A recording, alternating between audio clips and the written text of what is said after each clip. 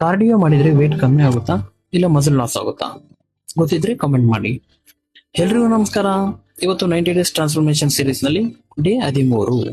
ಇವತ್ತು ಸಂಡೇ, ಆದ್ರೆ rest day ಅಲ್ಲ.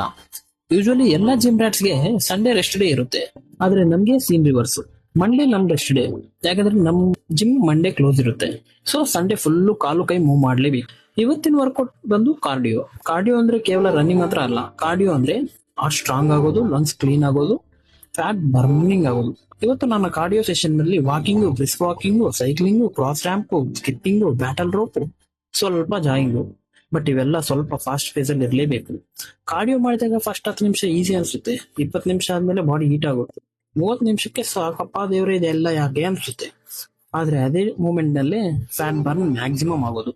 ಸೊ ಕಾರ್ಡಿಯೋ ಅಂದ್ರೆ ಕಂಫರ್ಟ್ ಝೋನ್ ಇಂದ ಹೊರ ಬರೋದು. ಇವತ್ತು ಅಮಾವಾಸ್ಯೆ ಅಂತೆ. ಖಗೋಳಶಾಸ್ತ್ರ ಪ್ರಕಾರ ನೋಡ್ಕೊಂಡ್ರೆ ಇದು ಒಂದು ಚಂದ್ರಪ್ಪನ ನ್ಯೂ ಮೂನ್ ಡೇ. ಆದ್ರೆ ನಮ್ಮ ಅಮ್ಮನ ಪ್ರಕಾರ ಅಮಾವಾಸ್ಯೆ ಅಂದ್ರೆ ನೋ ಮೋರ್ ಡಿಸ್ಕಷನ್ಸ್.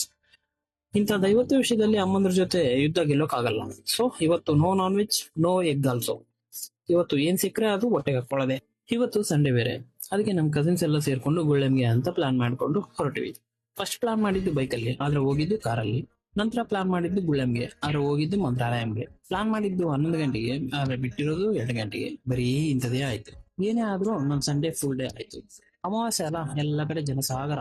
ಸೊ ಎರಡೂ ಕಡೆ ದರ್ಶನ ಏನೋ ಬೇಗ ಆಯ್ತು. ಪ್ರಸಾದನೆ ಒಂದ್ ಕಡೆ ಮಾತ್ರ ಸಿಕ್ತು. ಆಮೇಲೆ ಬೇರೆ ಕಡೆ ಹೋಗೋ ಟೈಮ್ ಇಲ್ಲ ಅಂತ ಬ್ಯಾಕ್ ಟು ಬಳ್ಳಾರಿ. ಸಂಡೇ ಹೇಗೂ ಫುಲ್ ಡೇ ಆಯ್ತು. ಸೊ ನಾಳೆ ಮಂಡೇ, ಜಿಮ್ ಇಲ್ಲ, ಆಫೀಸ್ ಉಂಟು. ಮಂಡೇ ಕೂಡ ಆಫೀಸ್ ಇಲ್ಲ ಅಂದ್ರೆ ಅದೆಷ್ಟು ಚೆನ್ನಾಗಿರುತ್ತೋ ಅಲ್ವಾ. ಸೊ ಇವತ್ತಿಗೆ ಅಷ್ಟೇ, ಎಷ್ಟಾಗುತ್ತೋ ಅಷ್ಟು ಮಾಡಿವ್ನಿ. ಮಿಕ್ಕಿದ್ದು ಮುಂದೆ ನೋಡ್ಕೊಳ್ಳೋಣ. ಓಕೆ, ಮತ್ತೆ ನಾಳೆ ಸಿಗೋಣ. ಅಂಟಿಲ್ ದೆನ್ ಬಾಯ್ ಬಾಯ್.